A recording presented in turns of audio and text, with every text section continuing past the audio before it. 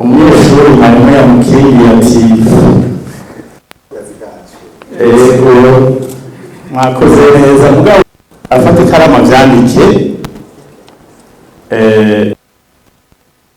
aronsa mubwira ati nyabona ibibuba nk'ibi n'ibi nawe akabitambutsa wana n'ibintu ko biriko biragenda ntibusigare inyuma kuko turavye iyi repartition budget birateye ubwoba ibe ifise bica bihamagara ikibazo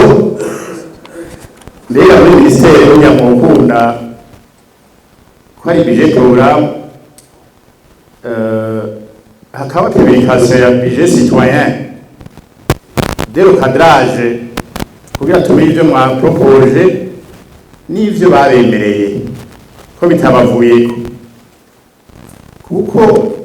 utuberetse muri subside 1% harimo na capital humain n'ibi vya innovation recherche umvise na ati iza gutwara ikoyesi twara tuja kuko nibashikira umushikiranganje conseil que amasendika uramubwira kwa kaiza ujya statut de chercheur de l'université du Burundi habaye ikosa conséquence muzoyibona twamaze gusesa il faut garder ijya statut de chercheur de l'ISABU au même titre que le chercheur de l'université du Burundi nahandi mwafashe nk'aba fonctionnaire mukaba maltraita nivyo bane bavuze bati ndavye izabu yaho mperereye capital humain baca bahunga bakagira gute nuko nyine atamwanya ubuhari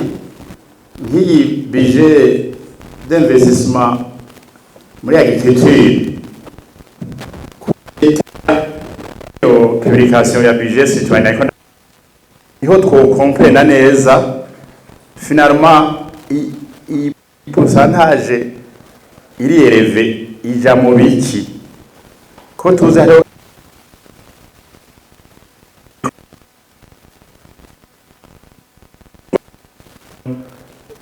ibugendana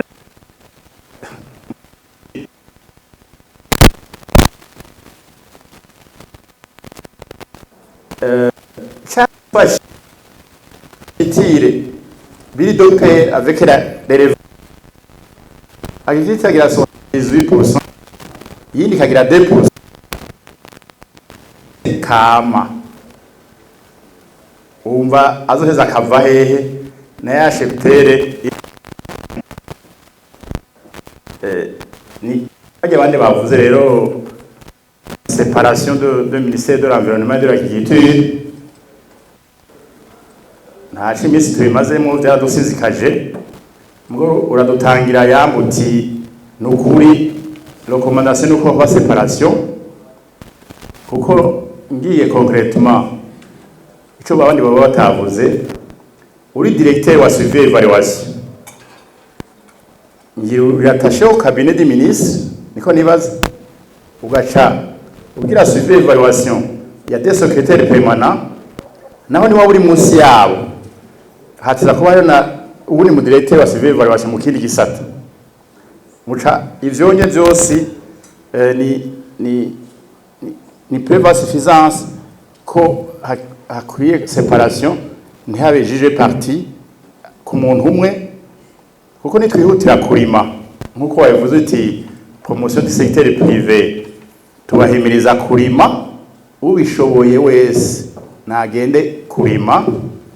bazorima kwe mugabo isi mu kirundi izokunuka ya engrais chimique ntigume mu isi imanuke mu mazi ya mazi ahinduke toxique ya sol ya eau capital humain vyose usange twavaze mugo vyose vyapfuye iki mbiga ko hari ibintu tugera turumva cyo tukabona ngo ivyo vyari vya kera spécialisation des cultures dans les régions. Naho tishura, navuze wandike gusa les projets régionaux de développement de l'époque par région. Je fais un rappel, hariho SRD Imbo, ubu ndayumviriho Imbo Moso muri Penasa Dream, mugabo SRD Kirimiro vyagenze gute muri ya cafe za avoka zibiki. SRD Buragani izoba Burunga hari efu. SRD mu migwa ahanye muri plene za Bujumbura Real Institute. PHB de Rumonge Ikigazi. Ibyo byose byayizabu bisinzikara kubera byabuze amafaranga. Financement ou subside de l'État. Narigeze kumva quelque part BND bashaka kuyitransforma à une banque communautaire agricole mugo haci hanyaruka kwihuta BCAB. BND igira une petite microfinance dedans winjiye wabona winjiye à droite siko vyateza kugenda. Turakeneye une banque nationale de développement agricole comme la BND igire une régulation iyo twavuze faranga usanga niyo leta ya subventiona le bicabigoro bamwe ngo ndamutse umushinga umwe muri guverinoma niyo bifasha.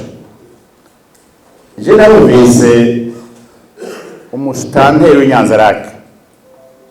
afishije amahera la main d'œuvre yoronka ashikanye saa sita ashikaye 13h ashikaye 18h et c'est normal kumukozi akora do 6h du matin jusqu'à 18h kugira gagner 15,000 azoba yakoze rero cyangwa azorimira kuwiri côté environnement isemo cyane ugaca usanga twihutiye gukura ishinge mwejo hari ibindi rongwa izokenerwa usanga murakoze cyane nabafatiye umwanya ntangorane ndasabye higo